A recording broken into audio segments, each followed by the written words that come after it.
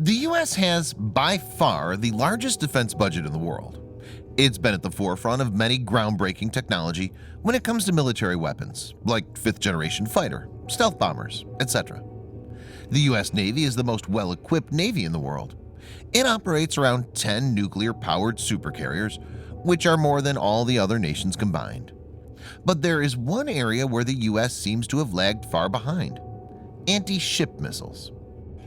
But things are changing as the U.S. Navy has pushed into production the Long-Range Anti-Ship Missile, or LRASM.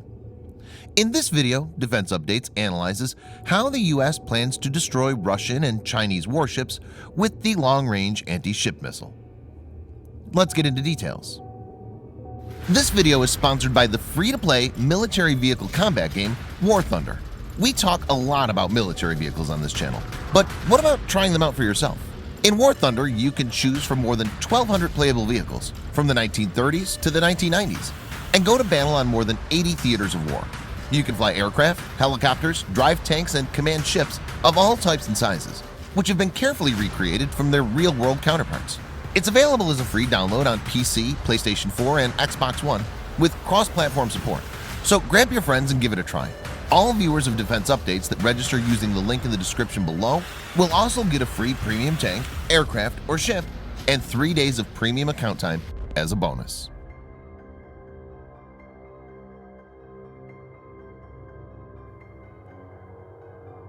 The U.S. has been fighting with adversaries that have no or very small navy like Iraq or Afghanistan.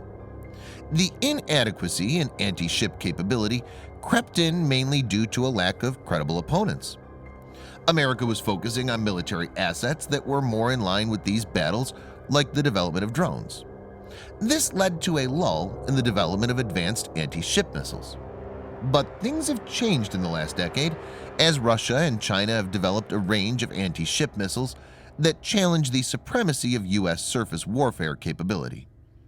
Both of these countries have strong navies and are actively pursuing ways to counter the U.S. Navy by developing a wide variety of anti-ship missiles that can target U.S. warships from long ranges. Now the U.S. is responding to the emerging threat.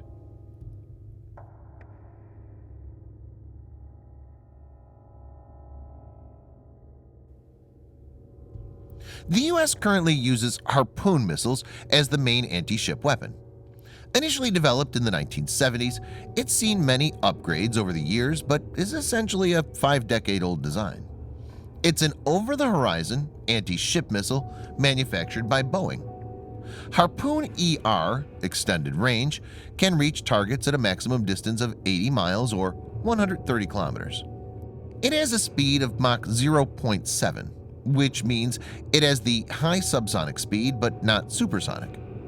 U.S. does have SM-1, SM-2, and SM-6 supersonic missiles, which have a primary role of air defense with a secondary anti-ship role, but their small warheads are not capable of crippling a large warship.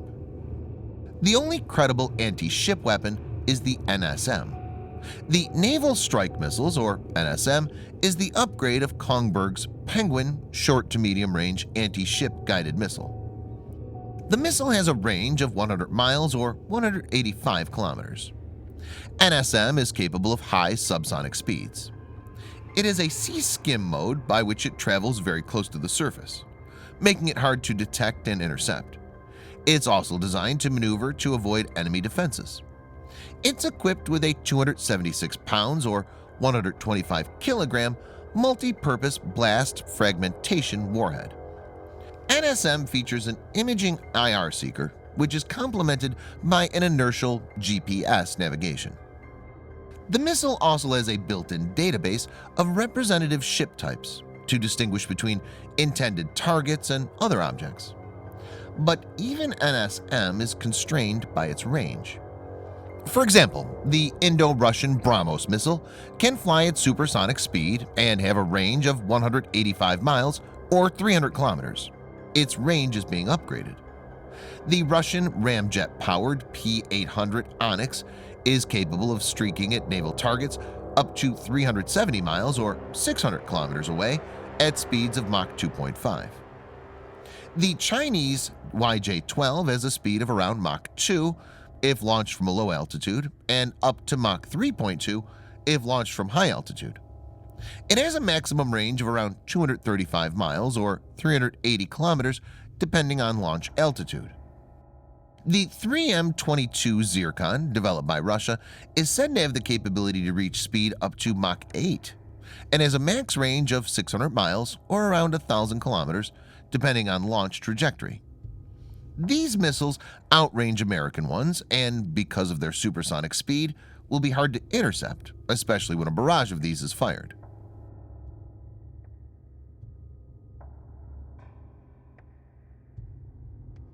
The AGM-158 Joint Air-to-Surface Standoff Missile is a stealthy and highly precise surface-skimming cruise missile with a range of 230 miles, or 620 for the extended-range AGM-158B. Viewers may note that a shorter-range variant was used in combat on April 4, 2018, when two B-1B bombers launched 19 of these stealth missiles at a Syrian research center in Barza. Lockheed Martin worked on the missile further, and AGM-185C is developed, which is an anti-ship variant and is named Lrasm by the U.S. Navy. The missile is subsonic, but since it's LO, low observable, the enemy warship will not see it coming till it's very close. This strategy is a stark contrast to Russian and Chinese missile, which depend on speed to defeat the ship's defense. It's powered by an F-107 turbofan engine and has a 1,000-pound, 450-kilogram blast fragmentation penetrator. The warhead is potent enough to cripple a large warship. LRASM will cost around $3 million apiece, which makes it twice as costly as Harpoon missiles. U.S. Navy plans to acquire 467 LRASMs with an initial order of 23.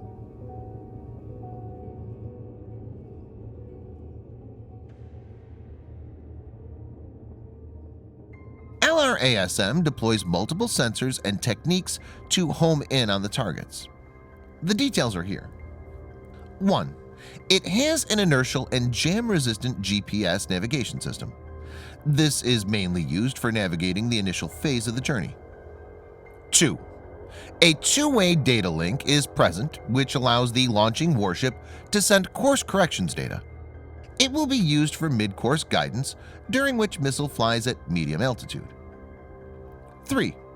It has a guidance algorithm that can acquire and target enemy ships when external guidance is disrupted. It's mainly used in the mid to final phase. The algorithm is smart enough to differentiate civilian ships and low-priority enemy warships from the actual target.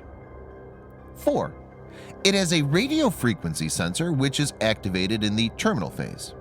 The system homes in on an adversary's radar signals, the very radar which is used by the enemy warships to track the missile.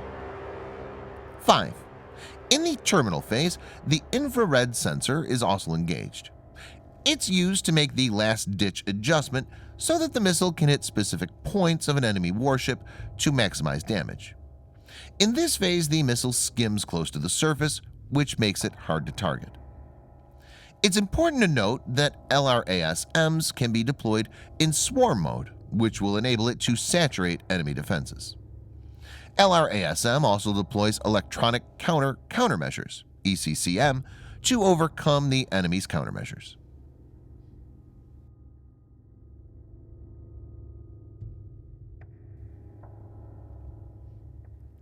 The U.S. Navy's carrier-based FA-18E or F Super Hornet jets will start deploying LRASM this year.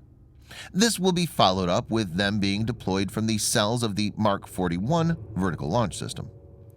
The surface-to-surface LRASM variant will be fitted with Mark 114 rocket boosters, which are jettisoned after launch.